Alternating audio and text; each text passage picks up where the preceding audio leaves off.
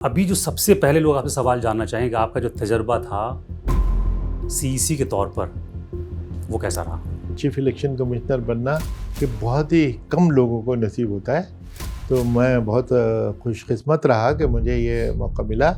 हम लोगों ने अपनी पूरी ज़िंदगी में जो पहला एनकाउंटर अगर मैं कहूँगा, वो ट्रेन स्टेशन थे। बट उनके साथ आपका बड़ा इंटरेस्टिंग एक वाक़या हुआ था, जब बिहार में किसी से आपका एनकाउंटर हुआ था। आपने इस किताब में उसका ज़िक्र भी किया है। पॉलिटिशियन पे जितना उन्होंने सख्ती की, जो लोगों में बहुत पॉपुलर हुई, उस सब की वजह से इलेक्शन कमीशन की एक पूरी मुल्क में इज्जत जो बढ़ी, वो सेशन साहब का दबदबा था। आपने पीएमओ जाने से मना कर दिया था। मुझे मंजूर नहीं था कि मैं इस किस्म की मैं पंचायती राज में बादशाह बन के जाऊँ, मुझे वो ज़्यादा मंजूर था न कि पीएमओ में एक कैदी बन के जाऊँ या सस्पेक्ट बन के जाऊँ। इसमें ज़िक्र किया है not a Muslim commissioner. MP साहब हैं, कोई मिस्टर दुबे हैं, तो उन्होंने फट से कि not is a Muslim commissioner. उसके जवाब में मैंने एक आर्टिकल लिखा था उसमें कि मैं मुस्लिम कमिश्नर नहीं था, मैं इलेक्शन कमिश्नर ऑफ इंडिया था। तो बहुत ही बड़े लीडर अरुण जेटली साहब ने मेरे बारे में क्या बोला था, बोला the most mature and wise chief election commissioner. आपने जिक्र किया है वो है मनमोहन सिंह के हवाले से कुछ सुसाइड की बात कही थी, वो क्या वाक़या था, ज़रा हम जानना चाहेंगे वो क्या है? अगर आप भी मेरे बारे में ऐसा सोचते हैं तो मैं तो खुदकुशी कर लूँगा। तो मैं तो हैरान रह गया, हक्का बक्का रह गया कि ये तो मैंने सोचा भी नहीं था। एक बड़ा इंटरेस्टिंग वाक़या है जो आजकल खैर बहुत ख़बरों में भी हैं गलत वजहों से, वो है डोनाल्ड ट्रंप और एलन मस्क। कुछ एमओयू वगैरह कुछ कहानी हुई थी। मैंने रिटायरमेंट से 13 दिन पहले एक एमओयू किया था, तो उसको लेके कि उन्होंने कि ये फंडिंग होती थी, हम इसको बंद कर रहे हैं, हम हिंदुस्तान के इलेक्शन को हम फंड करते हैं। आप बड़े वोकल रहे हर मसले पे। मुझे याद है कि आपने सुरेश कलमाडी को कहा था कि हम सब तिहाड़ जाएंगे। ये किस कॉन्टेक्स्ट में कहा था आपने? सुरेश कलमाडी थे, उनको दी थी, पर वो हमको हिसाब नहीं दे रहे थे। तो फिर मैंने कहा कि देखिए, आप लोग तो मौज कर रहे होंगे और हम लोग तिहाड़ जेल चले जाएंगे।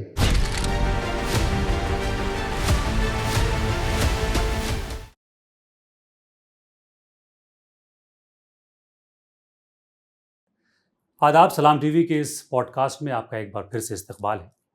हिंदुस्तान दुनिया की सबसे बड़ी डेमोक्रेसी है। कहा यह जाता है कि आपका जो वोट है वो न सिर्फ आपका हक है बल्कि आपकी ताकत है। लेकिन ये जो आपका वोट है पिछले कुछ बरसों में थोड़ा कमज़ोर पड़ गया है या उसे कमज़ोर करने की कोशिश की गई है। आपके जहन में बहुत सारे सवाल हैं, मेरे जहन में बहुत सारे सवाल हैं। तो इस सवाल का जवाब कहाँ से आएगा? तो आज जो मेरे साथ शख्सियत हैं, वो एक थिंकर हैं, फ़िलासफ़र हैं, ऑथर हैं, ब्यूरोक्रेट रहे हैं और chief election commissioner of India रहे हैं, जिन्होंने डेमोक्रेसी को जिया है, संभाला है, देखा है, बहुत करीब से देखा है। तो अपनी पूरी ज़िंदगी का तजर्बा वो एक किताब की शक्ल में लेकर आए हैं। तो आज उस किताब के हवाले से हिंदुस्तान की डेमोक्रेसी की और उनके तजर्बात की बात होगी। मैं बात कर रहा हूँ डॉक्टर एसवाई कुरैशी साहब की।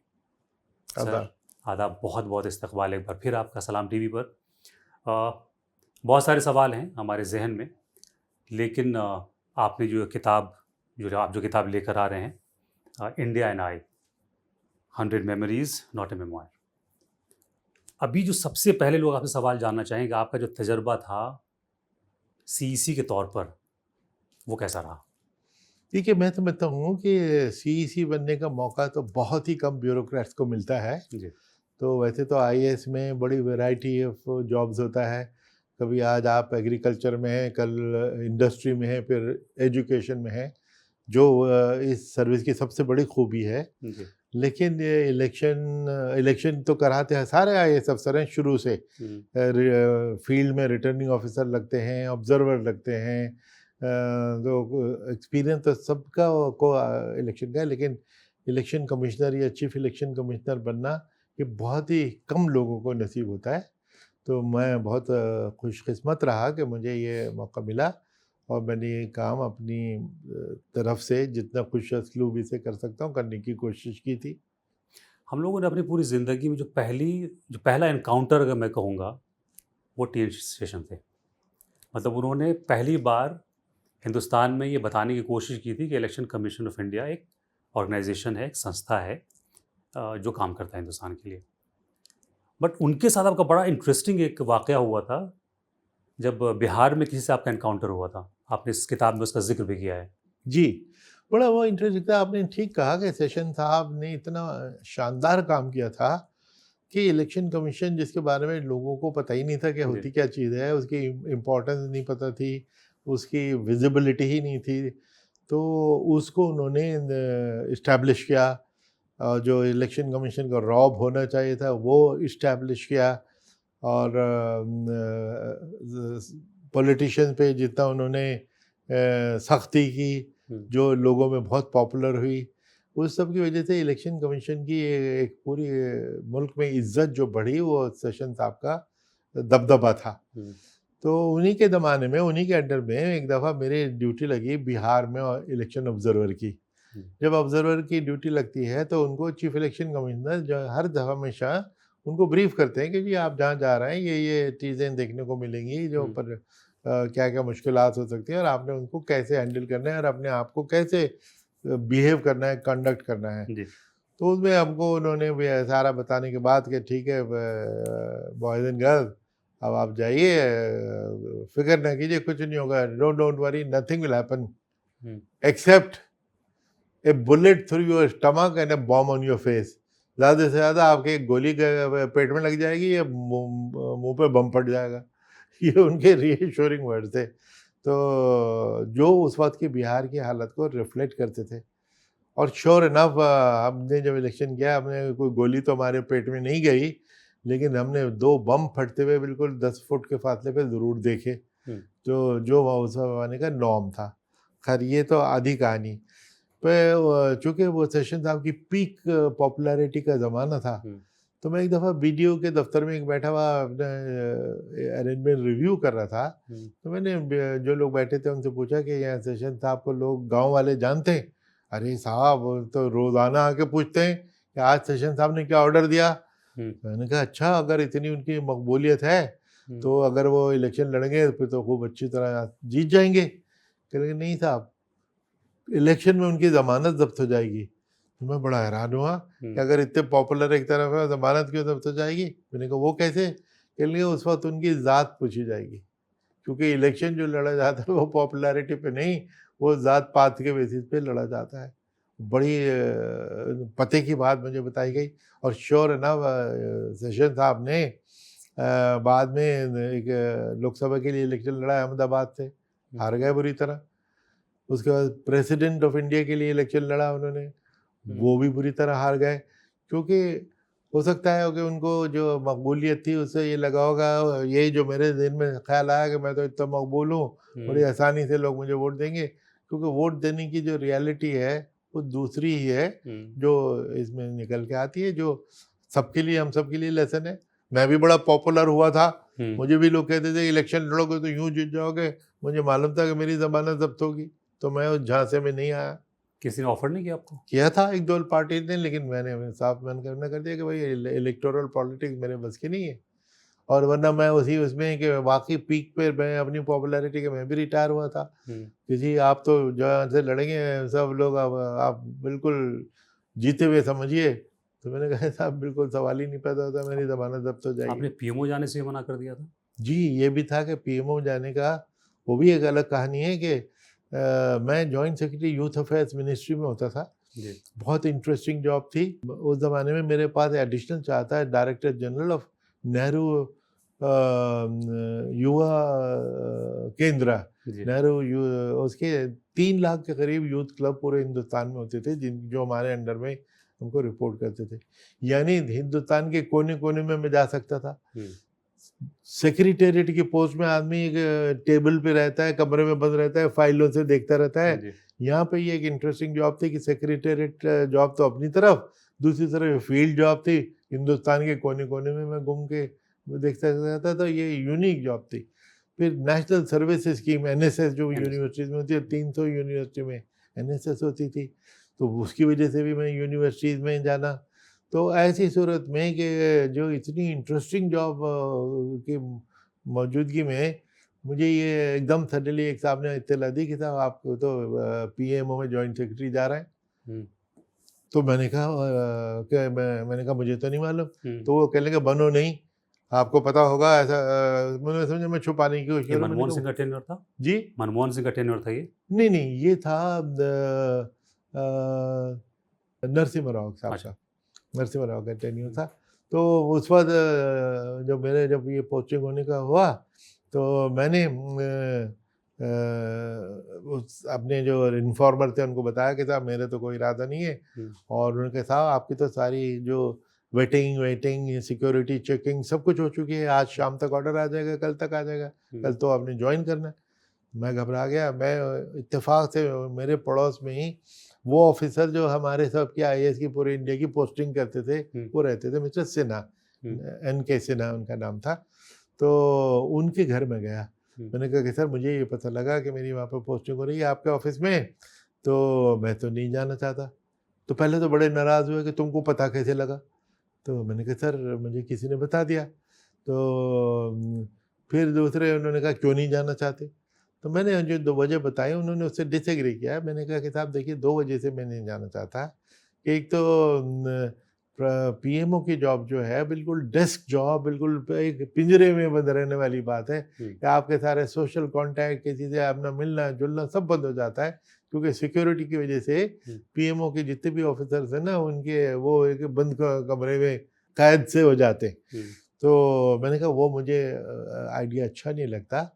और दूसरे मुझे ये कि वहाँ पे ये सिर्फ मुसलमान लेबल की वजह से ले रहे हैं कि उनको मुसलमान चाहिए, कि नहीं नहीं नहीं ऐसा तो नहीं है। हालांकि उन्होंने ये माना कि फैक्ट तो ये है कि मुस्लिम तो हमें चाहिए होता है, क्योंकि बहुत सारे मुस्लिम रिलेटेड इश्यूज होते हैं, वक्फ वगैरह के जैसे मामला होते हैं, इसलिए किसी मुसलमान का होना हमारे लिए एक अच्छी चीज़ होती है। तो दूसरे मेरे जहन में ये एक वो था, एक खप्त था आप समझिए, कि मैं 3 मिनिस्ट्रीज में जाने का बिल्कुल मेरा कोई इरादा नहीं था कि कभी नहीं जाऊंगा। होम मिनिस्ट्री, डिफेंस मिनिस्ट्री और पीएमओ, क्योंकि वहाँ पे सिक्योरिटी रीजन की वजह से एक्स्ट्रा स्क्रूटिनी होती है, वेटिंग होती है। जब तीनों बहुत पावरफुल है पोजीशन ना, बहुत पावरफुल पोजीशन होती है, लेकिन वेटिंग उसमें होती है। आपके फ़ोन टैप होते रहेंगे ऑन ए डेली बेसिस, आपकी फैमिली के फ़ोन टैप होंगे, आपके ऊपर हर तरह की निगाह रखी जाएगी कि भाई आप किसी गलत आदमी के कांटेक्ट में नहीं है, जो बड़ा ज़रूरी है, जो ठीक बात है। लेकिन मुझे मंजूर नहीं था कि मैं इस किस्म की, मैं पंचायती राज में बादशाह बन के जाऊँ, मुझे वो ज़्यादा मंजूर था न कि पीएमओ में एक कैदी बन के जाऊँ या सस्पेक्ट बन के जाऊँ। ये मुझे आइडिया अच्छा नहीं लगता था। तो मैंने उनसे कहा, तो उन्होंने उसको डिनाई किया कि नहीं नहीं ऐसा तो नहीं है। फिर उसके बाद मेरे एक और पीएमओ में सेक्रेटरी टू प्रधानमंत्री थे नरसिम्हा राव, मिस्टर KR वेणुगोपाल। बहुत ही अच्छे आदमी थे, मेरे बॉस रह चुके थे सोशल वेलफेयर मिनिस्ट्री में 3 साल तक, और बहुत ही नेक शानदार अफसर। उनके दामाद बड़े मशहूर आजकल सत्य नडेला जो माइक्रोसॉफ्ट के CEO हैं। तो मैं उनको भी मिलने गया। मैंने कहा कि सर मेरा नाम आपके आने का हो रहा है लेकिन मुझे नहीं आना। तो he was the only one, जो वो अकेले वो थे जिन्होंने मेरी बात से एग्री किया। उन्होंने कहा कि याकूब तुम्हारा ख्याल बिल्कुल ठीक है, तुमको सिर्फ ये मुसलमान की हैसियत से ही ले रहे हैं। और उसका सबूत ये है कि मैंने 6 महीने पहले मैंने प्रपोजल दिया था कि मुझको याकूब कुरैशी यहाँ चाहिए, तो उन्होंने कहा था कि नहीं यहाँ तो ऑलरेडी एक इम्तियाज़ खान है, दूसरा हम नहीं ला सकते। तो इसलिए उसका उनको तलक हुआ था। तो उन्होंने कहा कि तुम्हारा फैसला बिल्कुल ठीक है, मैं उसे एग्री करता हूँ। फाइनली मुझे उससे निजात मिल गई। बादिल न खास्ता उन्होंने माना। और जो मौजूदा इनकम्बेंट, उन्होंने कहा मुझे फिर नाम बताओ दूसरे। मैंने 25-30 नाम लेके गया उनको, उन नामों की हकीकत, कौन अच्छा है कौन बुरा है, ये वो ईमानदारी से बताने की कोशिश की। तो उन्होंने कहा ठीक है देख लेंगे।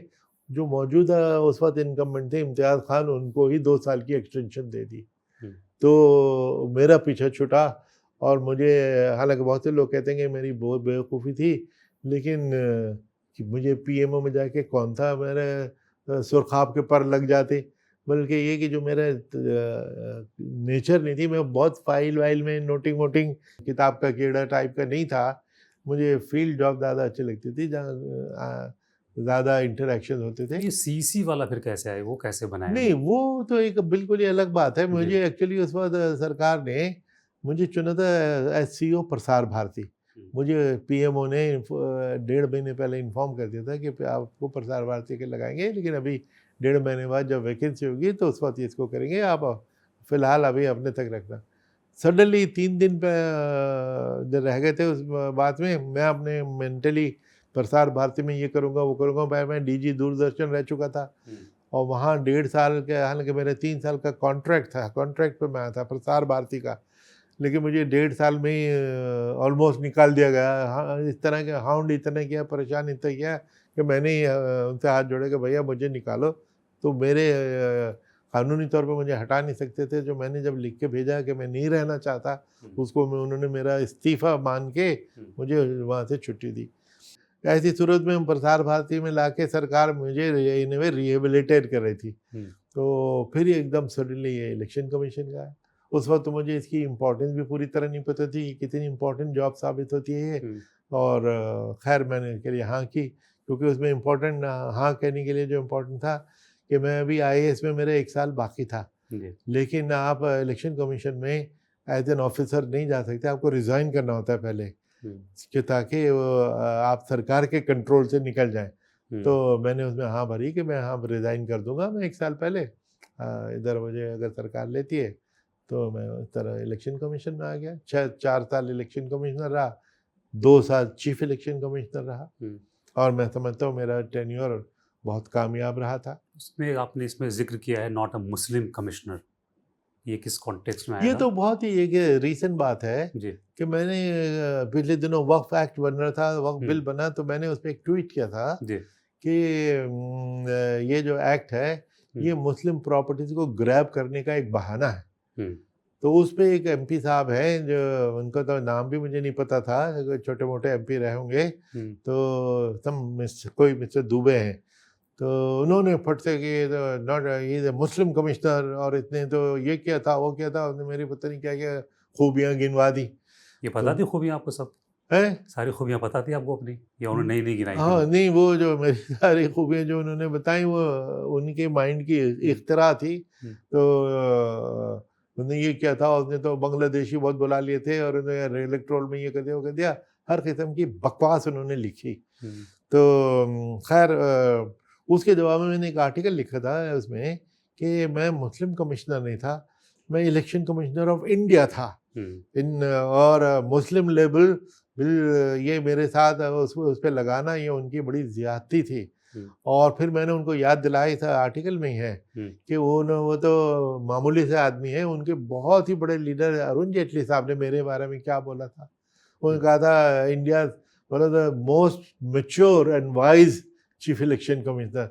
वो मुझको वाइज एंड मैच्योर कह रहे हैं, ये साहब हम मुझको गालियाँ दे रहे हैं। तो फिर दूसरी चीज़ मैंने एक चीज़ की जो मैंने मुझसे कहना तो ज़रा भद्द आया, लेकिन इस कॉन्टेक्स्ट में ज़रूरी बन जाता है। गोपाल गांधी साहब जो महात्मा गांधी के पोते और सी राजगोपाल के नवासे हैं, इससे बड़ी पेडिग्री हिंदुस्तान में किसी की नहीं है। उन्होंने मेरे बारे में क्या लिखा था कि one of the best chief election commissioner we ever had और आर लाइकली टू हैव। इतने ये बड़े लोग मेरे बारे में ये कह रहे हैं, इनको मुझे मुस्लिम कमिश्नर दिखाई दे रहा है। तो वो ये उनकी ज्यादती थी, उसको मैंने जवाब लिखा था। उस दौर का एक बड़ा मशहूर वाक़या है, आजकल काफ़ी वायरल भी हो रहा है, आपने जिक्र किया है, वह है मनमोहन सिंह के हवाले से कुछ सुसाइड की बात कही थी। वो क्या वाक़या था, ज़रा हम जानना चाहेंगे, वो क्या है? देखिए, हुआ ये था कि 2012 में फरवरी में यूपी के इलेक्शन हुए। तो उस वक्त के लॉ मिनिस्टर सलमान खुर्शीद साहब, जो बहुत नफीस आदमी है, बड़े अच्छे आदमी, मेरे दोस्त हैं, उन्होंने उनकी वाइफ इलेक्शन लड़ रही थी फर्रुखाबाद से।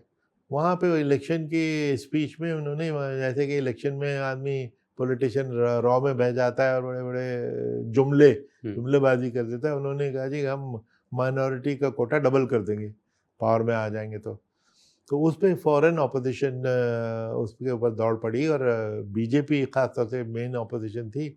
उन्होंने रिटन में कंप्लेंट की कि इन्होंने तो मॉडल कोड की वायलेशन कर दी। मॉडल कोड जब शुरू हो जाए तो आप कोई नया प्रॉमिस नहीं कर सकते। तो हमने इनको नोटिस दिया, दोनों पार्टी के वकील आए, हियरिंग हुई, 3-4 दिन तक हियरिंग चली और हम इस नतीजे पर पहुँचे कि वाकई ये तो उन्होंने वायलेशन की है। तो जिसके लिए हमने उनको सेंश्योर किया, क्योंकि मॉडल कोड में कोई फाइन नहीं लगा सकते, कुछ और सज़ा नहीं दे सकते, बस आप एक वार्निंग दे सकते हैं या सेंश्योर कर सकते हैं, जो हमने किया। उसके बाद कुछ कांग्रेस के नेता, उनके यार दोस्त, वो ज़रा बहुत लूज टॉक करने लगे मेरे बारे में और इलेक्शन कमीशन के बारे में। तो उनके जो उस वक्त के media adviser to prime minister, वो मुझे कहीं मिले सोशली, तो मैंने उनको कहा कि देखो आपके जो लीडर हैं ये गलत लूज टॉक कर रहे हैं, ये अच्छी बात नहीं है, क्योंकि इलेक्शन कमीशन की रेपुटेशन इतनी अच्छी है कि अगर हमने मीडिया को बता दिया, जनता को बता दिया कि इस किस्म की बातें कर रहे हैं, तो आपको मुंह छुपाने की जगह नहीं मिलेगी। कहने लगे मैं पीएम को बता दूं। मैंने कहा उन्हीं के तो गोश गुजार करने के लिए है, ताकि वो अपने इन नेताओं को खामोश करें। तो उन्होंने जैसे ही बताया, तो वो तो मनमोहन सिंह जी तो बहुत हसास आदमी थे, सेंसिटिव थे। उनका फ़ौरन मेरे पास फ़ोन आया, कुरैशी साहब मैं आपसे फ़ौरन मिलना चाहता हूँ। तो मैंने कहा सर मुझे बताइए, जब कहेंगे मैं आ जाऊँगा। नहीं नहीं आप बताइए। मैंने कहा साहब प्रधानमंत्री हैं आप जब कहेंगे मैं हाजिर हो जाऊँगा। फिर शाम को 7 बजे उन्होंने अपने घर का टाइम दिया। मैं गया, दरवाजे पे खड़े हुए वेट कर रहे थे। जो मुझे मालूम है कि वो अपने सारे मेहमानों को इसी तरह रिसीव करते थे और दरवाजे पे सी ऑफ करते थे। जैसे ही हम जाके बैठे, इसी तरह 2 सीटें होती हैं वहाँ पे, टीवी पे अक्सर आपने देखी होंगी, बैठती उन्होंने कहा कि कुरैशी साहब मुझको हरीश खरे ने, मेरे एडवाइज़र ने बताया कि आपका कल की गुफ्तगू, अगर आप भी मेरे बारे में ऐसा सोचते हैं तो मैं तो खुदकुशी कर लूँगा। तो मैं तो हैरान रह गया, हक्का-बक्का रह गया कि ये तो मैंने सोचा भी नहीं था। तो मैंने फिर उनको समझाया कि मैंने कहा कि सर ये आपके लिए नहीं था, आपके ऊपर ये कोई नुक्ताचीनी नहीं थी, ये तो जो लोग मुझ पे कर रहे हैं, उँगली उठा रहे हैं, उनके बारे में आपसे शिकायत पहुँचानी थी, तो कि आप उनको चुप कीजिए। तो कहने लगे अच्छा मुझे नहीं मालूम था, मैं उनके खबर लेता हूँ और 15, 20, 25 मिनट की मुलाकात। फिर ये कि कभी भी आपको कभी कोई बात कहनी हो या शिकवा हो तो सीधा फ़ोन उठा के मुझसे बात कीजिए। तो लेकिन इससे कुछ लोग कुछ नतीजे निकाल रहे हैं, लेकिन मैंने जो निकाला कि बाकी डॉक्टर मनमोहन सिंह तो इलेक्शन कमीशन की इतनी तारीफ़ करते थे, पब्लिकली और प्राइवेटली। उन्होंने मुझे कितनी बार, हम कभी-कभी सेरेमोनियल डिनर वो होते रहते थे ना, कोई हेड ऑफ स्टेट आ गया, कोई आ गया, तो वो कहते थे कि भई हमारे हिंदुस्तान की इज़्ज़त पूरी दुनिया में हमारी डेमोक्रेसी की वजह से है और हमारे इलेक्शन की वजह से है, और तुम लोग जो काम कर रहे हो वो हमारे लिए फ़ख्र की बात है। एक तरफ प्रधानमंत्री ये कह रहे हैं, वज़ीर आज़म ये फरमा रहे हैं और उनके वज़ीर कुछ और बोल रहे हैं या लीडर। तो बहरहाल इस गुफ्तगू के बाद वो सारा जो क्रिटिसिज्म का सिलसिला तो बंद हुआ। एक बड़ा इंटरेस्टिंग वाक़या है जो आजकल खैर बहुत ख़बरों में भी हैं गलत वजहों से, वो है डोनाल्ड ट्रंप और एलन मस्क। कुछ एमओयू वगैरह कुछ कहानी हुई थी? जी, पिछले दिनों क्या हुआ कि डोनाल्ड ट्रंप जब जीत के आए ये इलेक्शन, तो उन्होंने एक सेकंड टर्म डिपार्टमेंट हैं? सेकंड टर्म में। सेकंड टर्म में, तो उन्होंने एक डिपार्टमेंट बनाया कि सरकारी खर्चों को कम कैसे करें, और उसका जो डायरेक्टर था वो एलन मस्क को बनाया। दोनों एक दूसरे से बढ़कर हैं ये दोनों लीडर्स। तो उन्होंने बहुत सारे डिपार्टमेंट बन के जो किए होंगे, उसमें एक एनजीओ थी Washington based, IFES, international foundation for electoral systems, जिससे मैंने रिटायरमेंट से 13 दिन पहले एक MOU किया था। तो उसको लेके कि उन्होंने कि ये फंडिंग होती थी, हम इसको बंद कर रहे हैं, हम हिंदुस्तान के इलेक्शन को हम फंड करते हैं, तो उसको बंद कर रहे हैं, जो कि ये बिल्कुल बकवास और मुहम्मल बात थी। हिंदुस्तान का इलेक्शन कोई नहीं फंड करता था, हम खुद करते थे, इंडियन पीपल। तो अमेरिका क्या देगा, 1 रुपया हमने कभी किसी से अपनी में सपोर्ट नहीं ली थी। तो पता उनको कुछ होता नहीं, वो तो कुछ भी बोल देते ना हजरत। तो उन्होंने फटे इलेक्शन कमीशन और इंडिया को गाली देनी शुरू कर दी कि जी इनका इलेक्शन हम कराते थे, आगे से हम कुछ नहीं देंगे, विच वॉज ऑल बिल्कुल बकवास। तो बहरहाल लेकिन क्या था वो उसका हकीकत उस MOU की कि ये इस उस MOU साइन करने से साल 6 महीने पहले मैंने एक इंस्टीट्यूट बनाया था इलेक्शन कमीशन में, जिसका नाम है India international institute of democracy and election management, IIDEM, जिसका मकसद है एक तो हमारे अपने स्टाफ को ट्रेन करना था, और फिर जब हमारी इतनी रेपुटेशन पूरी दुनिया में थी तो हमें बड़ा रिक्वेस्ट आती थी कि भाई उन कंट्रीज़ के स्टाफ को भी ट्रेन कर दो। तो हमने कहा कि ठीक है हम आपको ट्रेन करेंगे, फ्री करेंगे, 1 रुपया नहीं लेंगे आपसे। तो हमने दरवाजे खोल दिए। लेकिन उसमें ये था कि अब साउथ अफ्रीका या केन्या या नाइजीरिया हमारे यहाँ आना चाहे, हम उनका खर्चा तो नहीं बर्दाश्त कर सकते, उनको यहाँ ठहराने का खर्चा होटल का और खाने पीने का तो हम नहीं कर सकते, ट्रेनिंग फ्री देंगे। तो हमने कहा ये तो हम करेंगे, इनको लाने का काम या तो खुद आए या उनको अगर IFES ये लेके आती है तो वो कर ले। तो हमने IFES के साथ जो एग्रीमेंट था वो 2 चीज़ें थी कि ये एक तो आप इन लोगों को फंड करते हैं तो करके यहाँ ले आइए, हम उनको फ्री ट्रेनिंग दे देंगे। दूसरे वो लोग यहाँ पे अगर आ रहे हैं साउथ अफ्रीका आके हमारे इंडियन इलेक्शन थोड़ी सीखने आ रहा है, इलेक्टोरल सिस्टम समझना चाहता है और अपने इलेक्शन उन्होंने सीखने। तो हमने कहा हमें उन कंट्रीज़ के लॉज तो पता नहीं, इलेक्शन के लॉ उनके कानून क्या क्या हैं, तो उसके लिए हमको एक्सपर्ट चाहिए कि हम जिनकी मदद से हम हर कंट्री के लिए एक स्पेशलाइज ट्रेनिंग प्रोग्राम बना दें। साउथ अफ्रीका का प्रोग्राम, केनिया का प्रोग्राम, घाना का प्रोग्राम, या जिस कंट्री का प्रोग्राम ये बना। तो उन्होंने कहा कि ठीक है ये एक्सपर्ट भी हम दे देंगे आपको। तो उन्होंने 4 एक्सपर्ट भेजे, हमने 4 एक्सपर्ट दिए, 8 लोगों ने मिलकर कई महीने में हर कंट्री के लिए ट्रेनिंग प्रोग्राम बना दिया। तो अब जब ये डोनाल्ड ट्रम्प से ये बयान आना शुरू हुआ कि इलेक्शन कमीशन को हम फंड नहीं देंगे, तो जी ये MOU उसने साइन किया, कुरैशी ने 13 दिन पहले रिटायरमेंट से, नेशन वांट्स टू नो कि जी ये MOU क्यों साइन किया था, देश को बेच दिया, ये कर दिया वो कर दिया, टोटल रबिश और बकवास। उस MOU को पढ़ा उन्होंने, कुछ नहीं पढ़ा। उसमें क्या लिखा था कि साहब आप हमको कोई एक पैसा नहीं चाहिए, आप उन कंट्रीज को लाएंगे, उन पर खर्चा आप कीजिए और हमको टेक्निकल नॉलेज दे दीजिए, एक्सपर्ट दे दीजिए, ताकि हम उनके लिए ट्रेनिंग प्रोग्राम बना दें। और उस MOU में 5 पेज के MOU में एक जगह नहीं 2 जगह लिखा था कि इस MOU की कोई लीगल और फाइनेंशियल ऑब्लिगेशन 0 होंगी, बिल्कुल नहीं होंगी। ना हमने एक पैसा देना है ना लेना है, ना इसकी कोई लीगल ऑब्लिगेशन है। ये तो पढ़ा ही नहीं उन्होंने।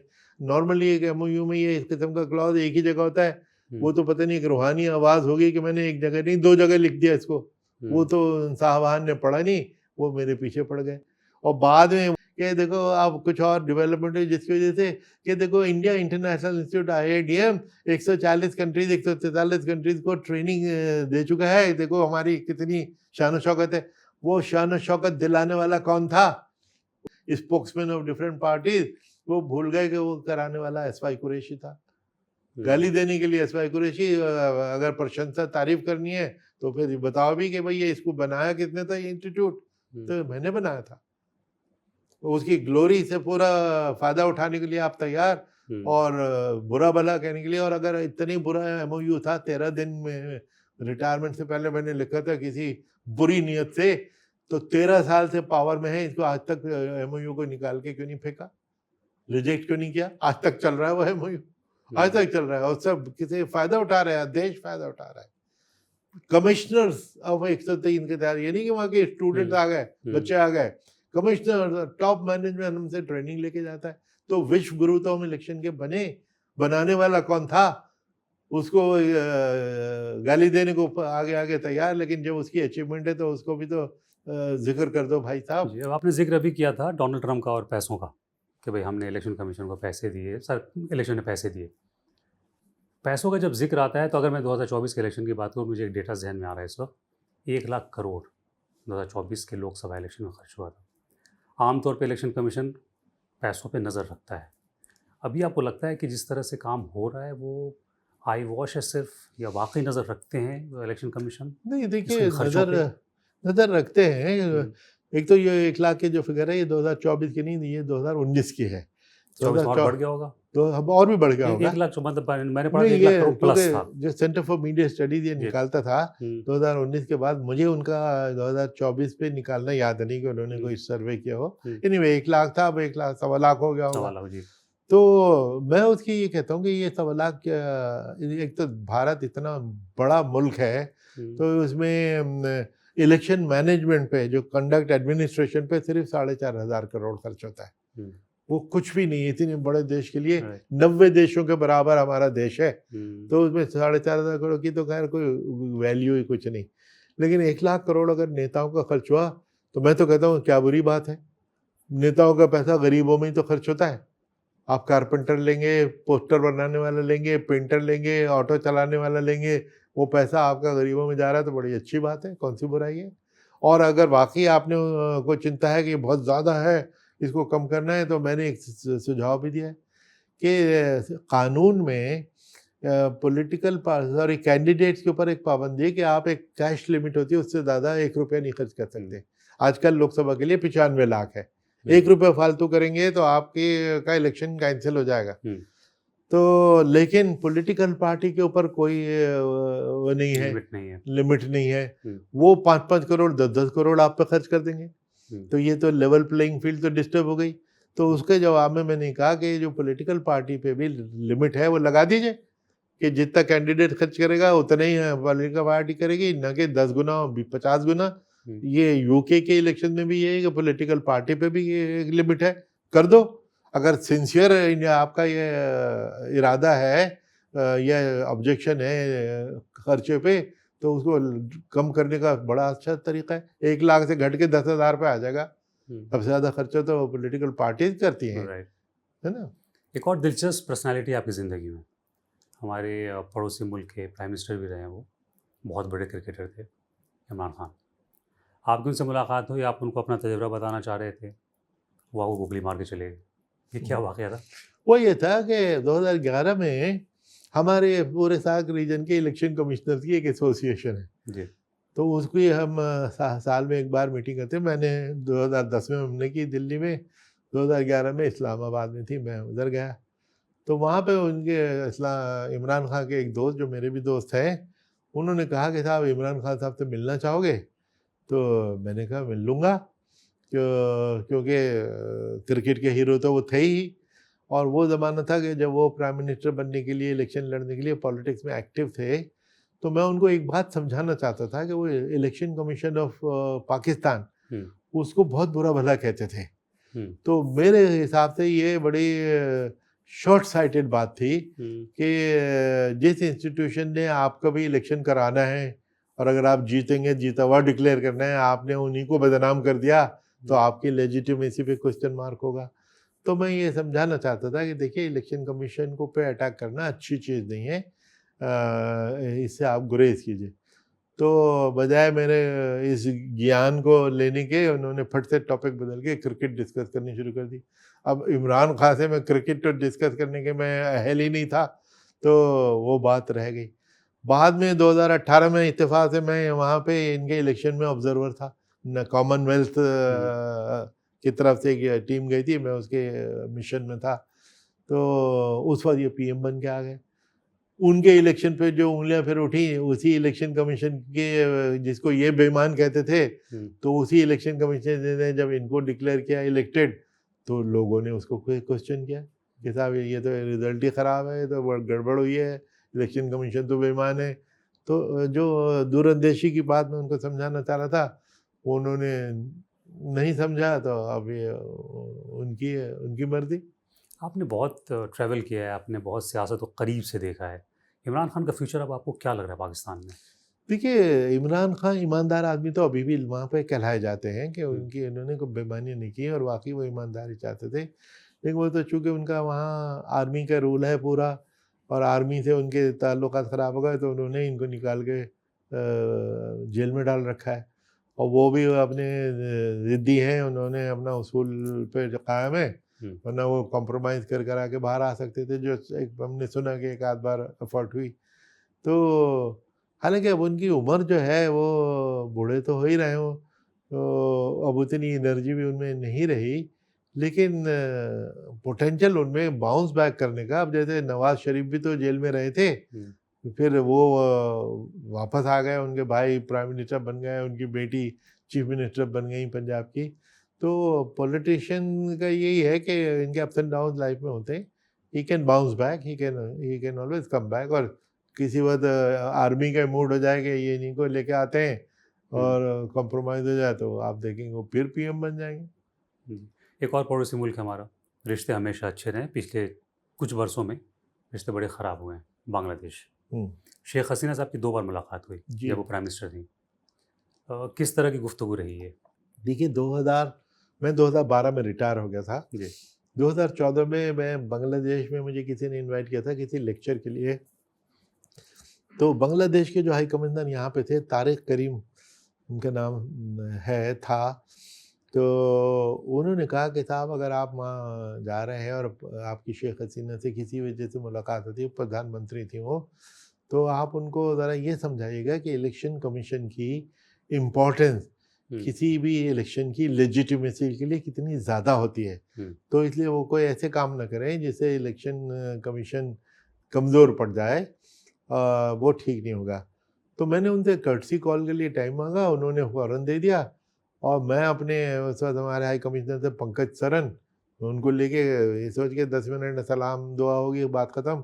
वो अपनी 7 लोगों एडवाइजर्स की पूरी टीम लेके, जैसे कोई बहुत बड़ी इंटरनेशनल समिट हो रही है, इतने सीरियसली उन्होंने उस मीटिंग को लिया और गुफ्तगू शुरू हुई। फिर मैंने उनको यही बताया।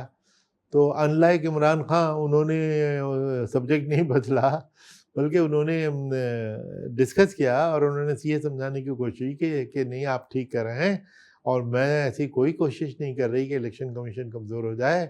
और बल्कि मैंने तो जो उस वक्त की मिलिट्री गवर्नमेंट ने कुछ रिफॉर्म किए थे, मैं उस रिफॉर्म को भी चलने दे रही हूँ। एक शॉर्ट लिस्टिंग कमेटी उन्होंने बनाई थी कि भाई अच्छे कैंडिडेट ढूंढ के हमें 5 आदमी दे दो, उसमें से प्रेसिडेंट चुन लेगा। मैंने वो भी कायम रखी है। तो उन्होंने बाय एंड लार्ज उसूलन एग्री किया और तो मीटिंग बहुत प्लेजेंट मीटिंग, अच्छी मीटिंग रही। फिर 9 साल बाद, 10 साल बाद, मैं 2013 के एंड में, अभी जो इनका इलेक्शन जो ख़राब हुआ उससे पहले मैं गया वहाँ पे, कोई अगेन वो इलेक्शन ऑब्जर्वेशन मिशन था। देखिए, इंडिया की इतनी इज्जत है कि उसमें उस इलेक्शन ऑब्जर्वेशन मिशन में chief election commissioner of Nepal, Sri Lanka, Maldives और मैं रिटायर्ड सीईसी, मुझको उन्होंने उसका चेयरमैन बनाया। हमेशा इस पूरे इलाके में हमको आगे रखते थे क्योंकि इंडिया का एक स्टैचर है। तो हमने अगेन मुलाकात की। तो अगेन लंबी मुलाकात हुई, 1 घंटे की मुलाकात हुई। और लेकिन इस बार वो ज़रा थकी हुई और टेंस लग रही थी। और उन्होंने फिर ये कहा कि मुझे मेरे पीछे एक गवर्नमेंट लगी हुई है, यानी यूएस, जो मुझे निकालना चाहते हैं, रजीम चेंज करना चाहते हैं। और मुझसे ये कहते हैं कि साहब, आप ऑपोजिशन से ताल्लुकात अच्छे बनाइए। तो उन्होंने फिर एक बड़ी मज़ाहिया बात भी की। उन्होंने कहा कि जिस दिन मैं खालिदा जिया को गले लगा लूँगी, जिस दिन मैं डोनाल्ड ट्रंप और जो बाइडेन को हाथ मिलाते हुए देखूंगी, कि वो तो एक दूसरे के शक्ल के रवादार नहीं है, मुझको कहते हैं कि मैं ऑपोजिशन के गले मिलूँ, मैं मिल भी लूँगी, लेकिन एक दफ़ा वो तो हाथ मिला के दिखाएं। तो वो ये मुलाकात उस लिहाज से ये इंटरेस्टिंग, उसकी एक साइड लाइट थी। लेकिन उनका जो मेन इशू, उन्होंने कहा ना कि मेरे रजीम चेंज की यहाँ तैयारी हो रही है, वही हुआ। तो और मुझे खुशी है कि हमारी सरकार ने, मोदी जी ने उनको जो शेल्टर दिया, क्योंकि बांग्लादेश और शेख हसीना हमारे बहुत करीब रही। उन्होंने इंडिया की बड़ी मदद की है, वरना टेररिज्म का अड्डा था वो एक ज़माने में। सारे नॉर्थ ईस्ट के जो टेररिस्ट थे वहाँ जाके जमा हो सकते थे, होते थे, उन्होंने सबको मार मार के निकाला। तो शेख हसीना ने इंडिया के साथ बहुत अच्छा किया, इंडिया ने शेख हसीना के साथ हमेशा बहुत अच्छा किया और उनको यहाँ पे एक पनाह भी दी। तो ये हिस्ट्री। शेख हसीना के बारे में ये कहा जाता है कि हमने उनको मेहमान के तौर पे रखा यहाँ पे, हमने मेज़बानी की उनकी, उनके एग्ज़ाइल में हमने उनकी मदद की जब उनका एग्ज़ाइल वहाँ से हुआ। दूसरी तरफ बांग्लादेश के नाम पे यहाँ के मुसलमानों को टॉर्चर किया जा रहा है, उनको अंधेरे में, सिटिंग चीफ मिनिस्टर ये कह रहे हैं कि हम अंधेरे में ले जाकर उनको उस तरफ धकेल देते हैं। आपको लगता है कि हम ये ट्रस्ट बना पाएंगे बांग्लादेश के साथ? तो आपने बहुत अच्छा सवाल किया कि बांग्लादेश के ये जो बांग्लादेशियों के नाम से इलीगल इमिग्रेंट की वजह से जो एक रेटरिक और ये नैरेटिव बना हुआ है, जी। ये लॉन्ग टर्म में डिप्लोमेटिकली बहुत खराबियां कर सकता है। हम्म, बांग्लादेश की स्ट्रैटेजिक इम्पोर्टेंस बहुत ज़्यादा है, जियोपॉलिटिकल इम्पोर्टेंस इंडिया के लिए बहुत ज़्यादा है। आप उसकी लोकेशन देखिए, जी। चारों तरफ उसके नॉर्थ ईस्ट है, इधर चाइना है, इधर बर्मा है। वो ऐसी सूरत में अगर हॉस्टाइल बांग्लादेश हमारे लिए बहुत परेशानियां कर सकता है, जो एक ज़माने में था। जी। सारे नॉर्थ ईस्ट के टेररिस्ट वहाँ मैंने बताया ना उनके जी। अड्डे होते थे, वो चीज़ दोबारा से हम कर बैठेंगे, क्योंकि ये जो पॉलिटिकल रेटरिक में ये शॉर्ट साइटेडनेस और इस किस्म की बातें तो जो करते हैं, उनको लॉन्ग टर्म की सोचते नहीं, बहुत नुकसान करेंगे हम अपने देश का। इस पे सरकार किसी की सुनती नहीं है इस पे? नहीं, सरकार मेरे ख्याल से एक्सटर्नल अफेयर्स मिनिस्ट्री तो अब पूरी तरह इस पर गौर कर ही रही होगी। पब्लिक डिस्कोर्स में न भी आया वो करती होगी, क्योंकि ये फॉरेन पॉलिसी तो एक लॉन्ग टर्म एक चीज़ होती है, वो डे टू डे बेसिस पे नहीं चेंज हुआ करती। और बांग्लादेश की ये इम्पोर्टेंस सरकार को पूरी तरह पता होगी, एक्सटर्नल अफेयर्स मिनिस्ट्री को तो खूब ही पता होगी, और वो उनकी कोशिश ये होगी, क्योंकि पब्लिक जनता को चूँकि पता है ना, जनता कुछ भी बोलते चली जाती है, तो उसका नुकसान क्या हो रहा है डिप्लोमेटिकली, वो डिप्लोमेट्स को ही पता होता है। तो आई होप कि जल्द से जल्द एक रियलाइजेशन फॉरेन होगी। पॉलिसी में बांग्लादेश जिस तरह से हमने हॉस्टाइल बनाया है, दूसरा एक और बहुत अहम दोस्त है हमारा सदियों से, वो है ईरान। अभी के इस कॉन्फ्लिक्ट में हमारी जो फॉरेन पॉलिसी रही बड़ी लचर रही है। हमने उनको, अपने दोस्त को गले नहीं लगाया, हमने ताज़ियत नहीं की इमाम खामेनी की शहादत के बाद। हमारे यहाँ बहुत सारे ऐसे लोग हैं जो एक नेगेटिव नैरेटिव बनाते हैं, सरकार उस पर कुछ भी नहीं कहती। आपको लगता है कि हमारी फॉरेन पॉलिसी कहीं ना कहीं इस वक्त कॉम्प्रोमाइज्ड है या स्ट्रेस्ड है? नहीं, ये तो आपने ठीक पॉइंट आउट किया कि जो ईरान को हमने ठीक तरह अच्छी तरह ट्रीट नहीं किया, जबकि उन्होंने हमको हमारे वक्त ज़रूरत हमेशा सपोर्ट किया है, और इंटरनेशनल फोरम में हमेशा प्रो इंडिया वोट दिए हैं, और इधर क्रूड भी हमको बेचते चले गए वो। और इस उसमें हमने एक टोकन, एक बड़ा जूनियर लेवल का एक डेलीगेशन भेज दिया, एक फॉरेन मिनिस्ट्री के मिनिस्टर, जिनका तो हमने नाम भी किसी ने नहीं सुना था, मुझे तो अभी याद भी नहीं, आपको याद हो तो बता दीजिए। दूसरे तो वो बिहार के गवर्नर जनरल अता हसनैन, वो ज़रूर जानी मानी फिगर हैं। तो ये एक मिस्ड अपॉर्चुनिटी है, बहुत शॉर्ट साइटेड चीज़ है कि ये ऐसे मौक़ों पे अच्छा जेस्चर बड़ा ज़रूरी होता है। लेकिन चूँकि पब्लिक ओपिनियन, ज़्यादातर ओपिनियन जो नेगेटिव और राइट विंग हुई है ना, उसको तो हर मुस्लिम और हर मुस्लिम कंट्री से नफ़रत है। और वो ईरान को भी अंदर से गाय, बल्कि ईरान पे पूरा गज़ा की तरह बम्बार्डमेंट हो जाए तो उसकी तो ये लोग दुआ करते रहते हैं। तो ऐसी सूरत में अब शॉर्ट साइटेड पब्लिक सेंटिमेंट से मुतासर होके पॉलिसियाँ बने और सरकार भी ये गलती कर बैठे, ये तो एक्सटर्नल अफेयर्स मिनिस्ट्री की जिम्मेदारी थी कि किस लेवल का डेलीगेशन जाना चाहिए था। ये तो प्रधानमंत्री को भी सोचना चाहिए था, तो उन्होंने इम्पोर्टेंस नहीं दी। उनका अपना विजडम है, उन्होंने उसकी कोई वजह समझी होगी। तो मानते हैं कॉम्प्रोमाइज्ड है कहीं पे हमारी फॉरेन पॉलिसी इस वक्त? नहीं, फॉरेन पॉलिसी जो है वो मुतासिर है आजकल के जो हालात हैं उससे पूरी तरह। आपने किताब में एक और जिक्र किया है जावेद अख्तर साहब का, बड़े कंट्रोवर्शियल कैरेक्टर हैं, बहुत अच्छे राइटर हैं, पोइट हैं, लेकिन बड़े कंट्रोवर्शियल रहते हैं, उनके स्टेटमेंट्स वगैरह आते रहते हैं। आपने उनके बारे में कहा है कि he made me a hero not a villain. ये क्या कहानी है? नहीं, he made me a hero then a villain. वो ये था कि 2012 के यूपी के इलेक्शन जो हुए थे, मैं उस वक्त सीधी था, और हमने वो बहुत ही अच्छे इलेक्शन किए। मैं समझता हूँ इतने अच्छे इलेक्शन यूपी में पहले और बाद में कभी नहीं हुए। वो तो खुदा की इतनी मेहरबानी हुई कि हम बहुत शानदार इलेक्शन कर गए। वो खुद हुए ही थे, तो वही तो था जिसमें हमने 4 कांग्रेस के मंत्री जिन्होंने हमको लगाया था, 4 मंत्रियों को चार्जशीट किया था। इतनी फेयरनेस हमने इलेक्शन में की थी। तो इलेक्शन के बाद एक जिमखाना क्लब में एक डिनर विनर हो रहा, कोई फंक्शन थी, उसके बाद डिनर, तो जावेद भाई बैठे थे, तो मैं उनके पास गया तो उन्होंने पहले तो बहुत ही कि कुरैशी जी तुम्हारा का रोल इलेक्शन का बहुत अच्छा, इतने शानदार तुमने इलेक्शन किए, तुम यूपी इलेक्शन के हीरो हो। तो मैंने कहा जावेद भाई बहुत शुक्रिया, आपने इतना सराहा, लेकिन अब आप मेरे बारे में अगर ऐसे ही हीरो भी आपने मुझे बना दिया तो अपनी नेक्स्ट फिल्म में आप मुझे रोल दे देंगे। तो लोग हंसे जो सुन के। उन्होंने फौरन जवाब दिया कि रोल तो ज़रूर दूंगा लेकिन विलन का होगा। तो अच्छा। अब उसका मतलब क्या था कि मैं हीरो तो था जनता के लिए, जिनको अच्छा इलेक्शन मैंने करके दिया, जिन अफसर जिन मंत्रियों को मैंने चार्जशीट किया, जिन पे सख्तियां की, इन पॉलिटिकल पार्टीज, उनके लिए तो मैं विलेन था।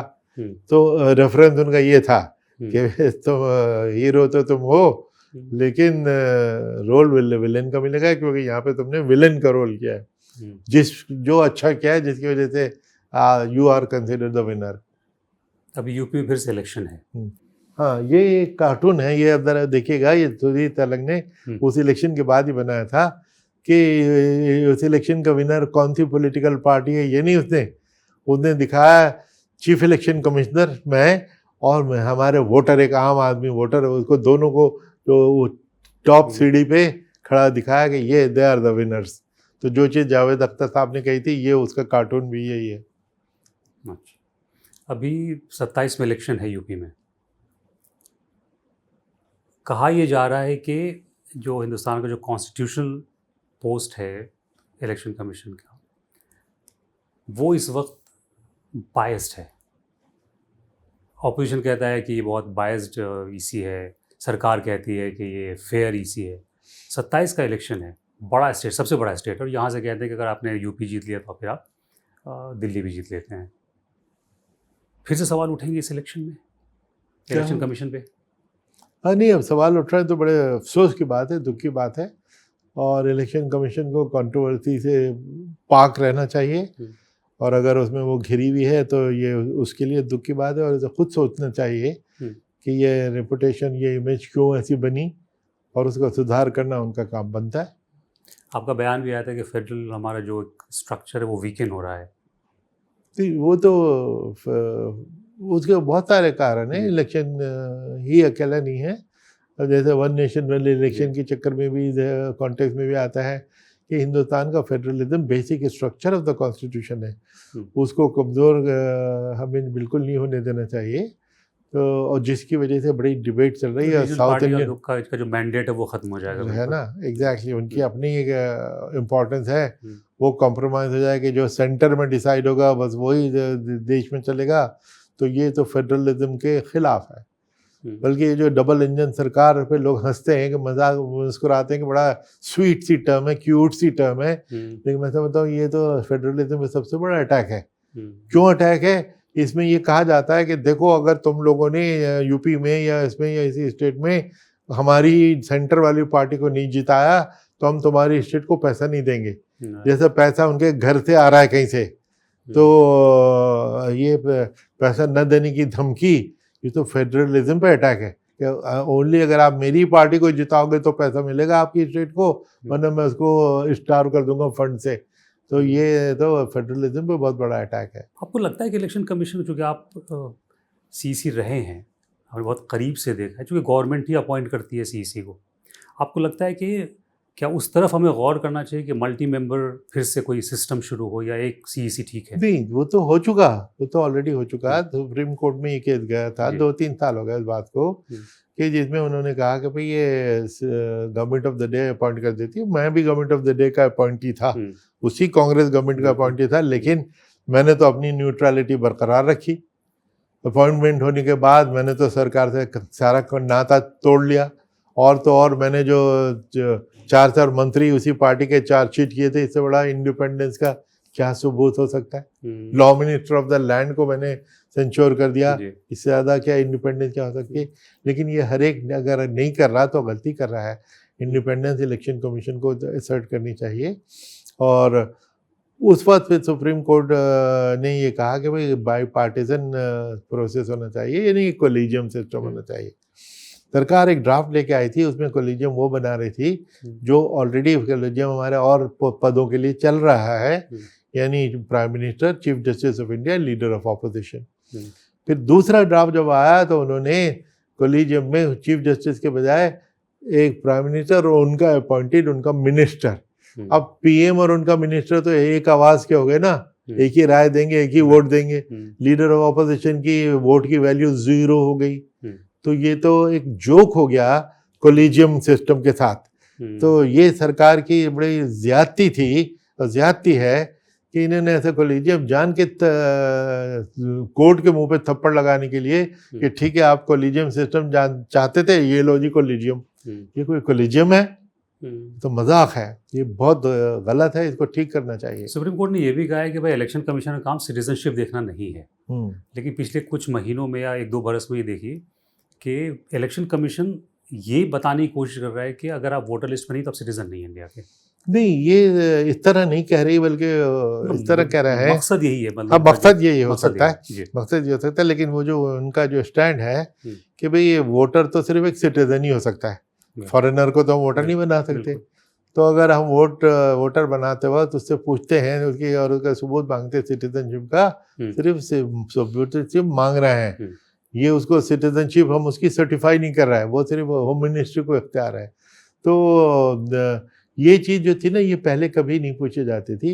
हिंदुस्तान में 145 करोड़ लोग हैं, ये प्रिज्यूम किया जाता है कि सब के सब सिटीजन्स हैं। और इलेक्शन कमीशन भी पिछले 75 साल से इसी उसूल पे काम करती थी, आपको वोटर बना देती थी। और अगर साबित हो कि आप डिस्क्वालीफाई हो गए किसी वजह से, बैंकरप्ट हो गए या इंसैनिटी हो गई किसी वजह से, आपको वोटिंग राइट छीना, तो उसके अलावा आप सब यहाँ पे उल्टा कर दिया, उल्टी गंगा के सिटीजन खुद ही पहले अपनी सिटीजनशिप साबित करे। पर ये फॉर्म भरे, वो भरे, ये डॉक्यूमेंट, वो डॉक्यूमेंट, और 100 करोड़ लोगों को जो वोटर हैं उनको दौड़ाया जा रहा है ताकि वो इलीगल इमिग्रेंट्स को पकड़ सकें। आज तक कितने पकड़े हैं उसकी गिनती तो बताई नहीं है, वो तो बता दो, वो तो फर्ज बनता है ना, वो बताइए कितने पकड़े। जिस नाम से आपने ये सारी कार्रवाई शुरू की थी, बताइए कितने पकड़े, आज तक तो बताया नहीं। जो हमने सुना कि बिहार में क्या, तो बिहार में 8 करोड़ लोग दौड़ाए गए, और कितने इन्होंने तो फिगर नहीं दी आज तक ना। सुप्रीम कोर्ट ने इनसे पूछी कि बताओ भाई कितने फॉरेनर पकड़े थे जिसके लिए आपने ये हैरासमेंट की एक्सरसाइज शुरू की। कि जी 500 आदमी पकड़े गए थे वहाँ पे, जिसमें से 150 बांग्लादेशी थे, 350 नेपाल की हिंदू औरतें थीं जो शादी करके आई थी। 150 लोगों को पकड़ने के लिए आपने यह था जैसे एक मच्छर मारने के लिए पूरी बिल्डिंग को डायनामाइट कर दें कि उसमें मच्छर भी मर जाएगा। ये बड़ा डिस्प्रोपोर्शनेट काम किया। तो और पूरे देश में कंट्रोवर्सी चल ही रही है, तो देखिए किस कल ऊँट बैठता है। आप बड़े वोकल रहे हर मसले पे। मुझे याद है कि आपने सुरेश कलमारी को कहा था कि हम सब तिहाड़ जाएंगे, ये किस कॉन्टेक्स्ट में कहा था आपने? कॉमनवेल्थ ये उस वक्त मैं स्पोर्ट्स सेक्रेटरी था जी, और मुझे स्पोर्ट्स सेक्रेटरी बनाया भी इसलिए था क्योंकि मुझे बताया गया कि आपको इसलिए बना रहे हैं कि कॉमनवेल्थ गेम्स होने 5 साल बाद 2010 में, और हम एक्सपेक्ट करते हैं कि आपसे कि आप इसको ऐसा अच्छा सिस्टम बना देंगे कि ये खुश असलूबी से ये हो जाएगा। तो जब मैं गया तो ऑलरेडी हम 772 करोड़ रुपए इंडियन ओलंपिक एसोसिएशन या ऑर्गेनाइजिंग कमेटी जो कॉमनवेल्थ गेम की थी, जिसके अध्यक्ष सुरेश कलमाड़ी थे, उनको दी थी, पर वो हमको हिसाब नहीं दे रहे थे। तो एक दिन हमारे minister Manishankar Iyer, sports minister कई चले गए थे, मनीशंकर अय्यर साहब के ज़माने की बात है। मैं बस 2-4 दिन में वहाँ से ट्रांसफ़र हो गया इलेक्शन कमीशन में।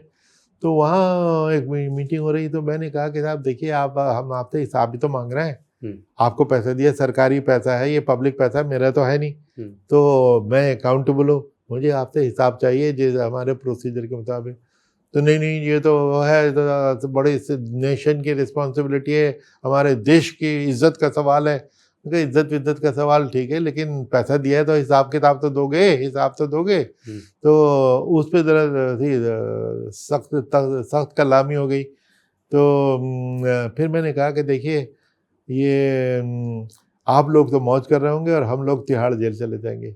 ओ आप क्या कह रहे हैं? तो मैंने कहा यही, क्योंकि जवाब हम जो मांग रहे हैं, हम हिसाब ही तो मांग रहे हैं।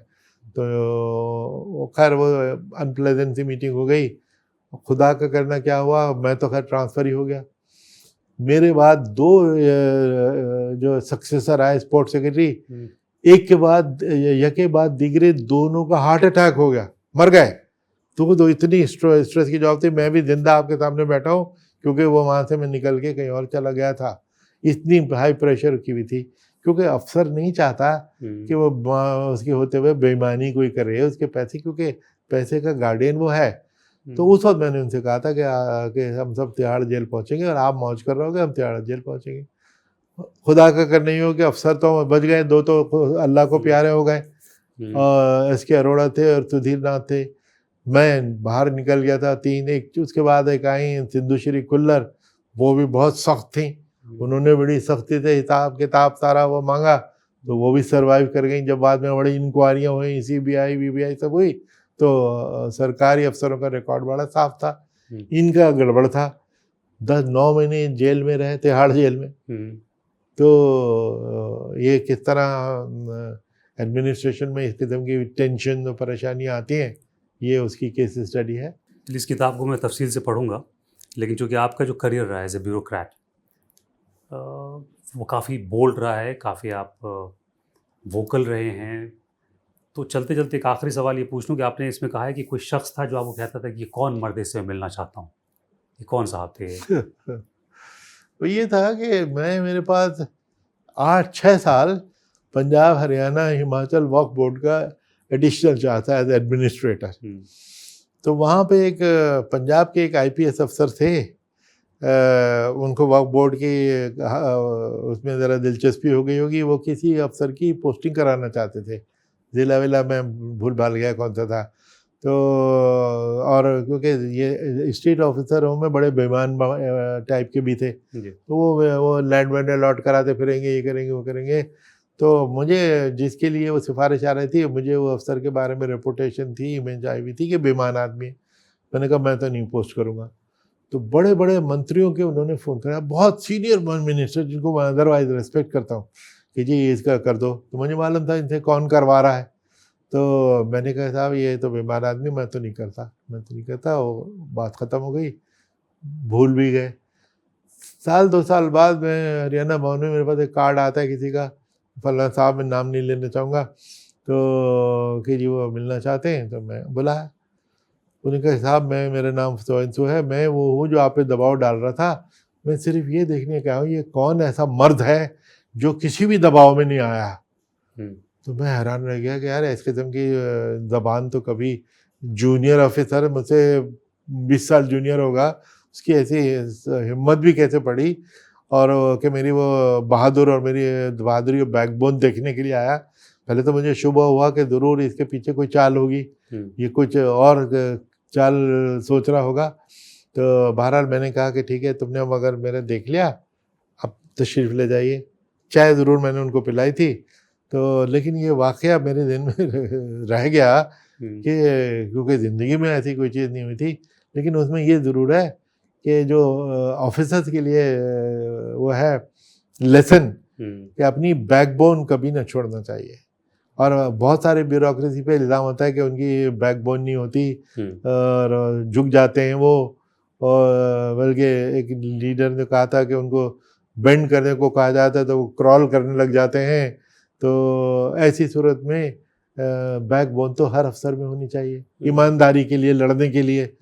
तो बहरहाल मेरे एक एडमायरर और एक फ़ैन बने जो मेरी सिर्फ बैकबोन देखने के लिए आए थे। तो गुड विशेस टू हिम। आपने दुनिया भर के बहुत सारे इलेक्शन कमिश्नर को ट्रेन किया है, उनको सलाहें दी हैं, मशवरे दिए हैं। करंट CEC को कुछ आप कहना चाहेंगे? नहीं, इनको एक तो करंट जो भी डिस्पेंसेशन होती है, खुद बड़े बड़े एक से एक ब्राइट अफसर होते हैं ये। हम उसी स्टॉक से आए जिसमें से हम लोग आए थे, तो इसलिए इनको कोई मशवरा देना कोई मुनासिब नहीं है। ये इनको अच्छे बुरे की खुद पहचान है, ये उनकी चॉइस है कि वो क्या चुनते हैं। तो it is up to them, मुझे कोई मशवरा नहीं देना। बहुत बहुत शुक्रिया खुर्शीद साहब, वंस अगेन। शुक्रिया, आदाब।